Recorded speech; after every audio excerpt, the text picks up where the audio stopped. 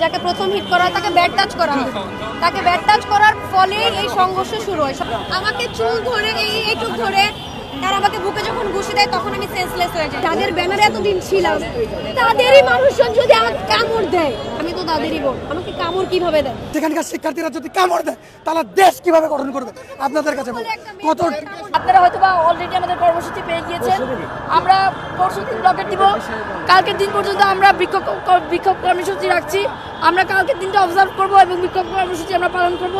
পরশুদিন আমরা পুরো ঢাকা ব্লকেট করব। আমরা এখন সেটা আমাদের সিদ্ধান্ত অনুযায়ী নেওয়া হবে। আমরা আগে সবাই বসবো, বসে তারপর সিদ্ধান্ত নিয়ে তারপর জানাবো। আমরা প্রেস জানিয়ে দিব। বারবারই তো বললো যে তাকে বারবারই বললো যে আচ্ছা, আমরা তো ছাত্র সংগঠনের আমরা সংঘর্ষতে যেতে চাই নাই। আমাদের একজন সহকর্মী সহযোদ্ধা বুশরা যাকে হচ্ছে প্রথম হিট করা হয়, যাকে প্রথম হিট করা হয় তাকে ব্যাড টাচ করা হয়।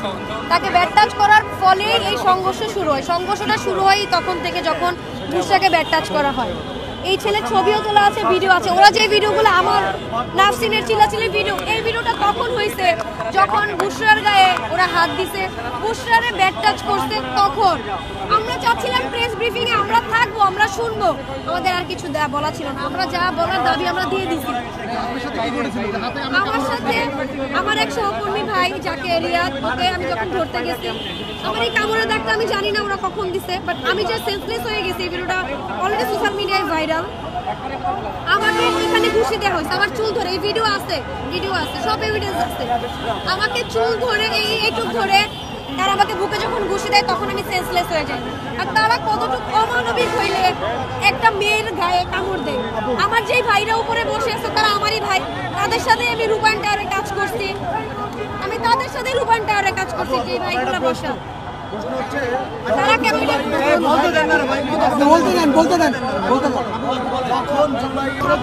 সাথে আমি আমাদের এই ভাইদের তুলনা দিব না, কিন্তু কথা হচ্ছে তারা ছাত্রলীগের মতো বিহেভিয়ারই করছে। ছাত্রলীগ দেশ থেকে সরায়ে তারা ছাত্রলীগের মতো পুনর্বাসন করছে।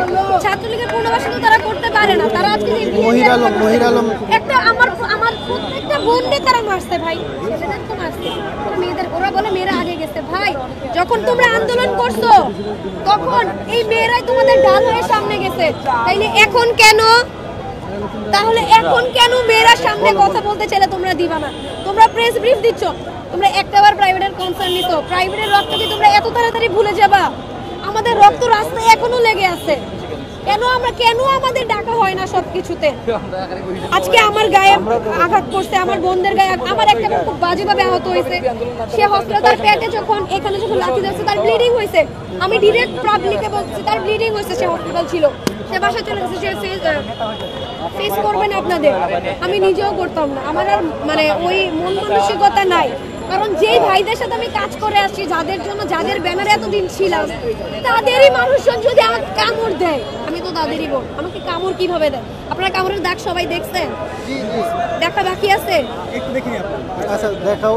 আর তুমি কয় মাস যাবত এসে ছেলে কাজ করতেছো ওদের সাথে, সেটা বলো। এই ভাই এই আপনি কি রে ভাই, বুঝেন না সেন্স নেই এখনো বাকি রেডি আছে আপনার, একদম ঘুরে ভিডিও গেছেন। আমরা রাস্তাটা এখন আমাদের পকেট নাম থেকে কর্মসূচি। আপনার নামটা একটু আর কোন বিশ্ববিদ্যালয়?